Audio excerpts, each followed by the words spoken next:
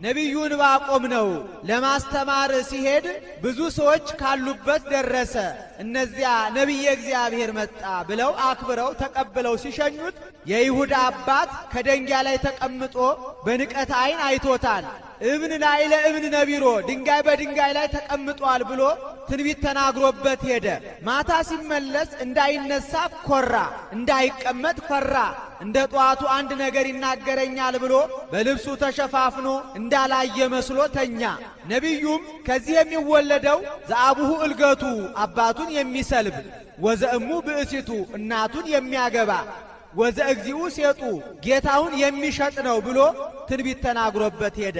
ማታ ሄዶ ሚስቱን ዛሬ ነቢየ እግዚአብሔርን ሳላከብረው ብቀር እንዲህ ብሎ ትንቢት ተናገረብኝ አላት።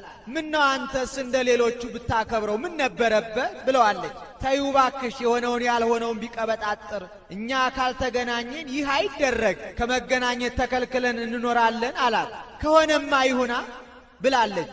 እንዲህ ሆነው ሲኖሩ ከዕለታት በአንድ ቀን በልቶ ጠጥቶ ሰክሮ የመብል የመጠጥ ፈቃዱ አንዱ ግንኙነት ነውና ልድረስብሽ አላት። ምን ተባብለን ነበር አለችው። ሴት ብትሆን ይህንን አታደርገውም፣ ወንድም ቢሆን ሳይቀድመን እንቀድመዋለን ብሎ ተገናኛት። ይሁዳ ተጸንሶ ተወለደ። ሳጥን አበጅቶ በቁልፍ ቆልፎ ከባህር ጣለው። ባሕሩም ወስዶ በአሕዛብ አገር ተፋው። በዚያች አገር አንድ ባለጠጋ አለ። አሻግሮ አይቶ ዛሬስ ነጋዴያን ማዕበል ሞገድ ቀምቷቸዋል መሰለኝ፣ ወርቅ ብር ይኖርበታል ብሎ አውጥቶ ከፍቶ ቢያይ ልጅ ነው። ይህንንስ አሳድጌ ልጅ አደርገዋለሁ ብሎ ወስዶ አሳደገው። ሰልፈኛ ጦረኛ ሆነ። ይሁዳ ያለበትና እናት አባቱ ያሉበት ሀገር ጠበኞች ነበሩና ወደ እናት አባቱ ሀገር የጦር መሪ ሆኖ ዘመተ።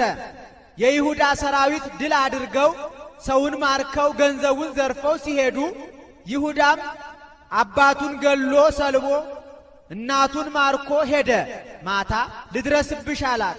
ተወኝ ሐዘንተኛ ነኝ፣ ያ የገደልከው ባሌ እኮ ነው አለችው። ለጊዜው ትቷታል። ኋላ ግን እሷን ሚስት አድርጎ ተቀመጠ።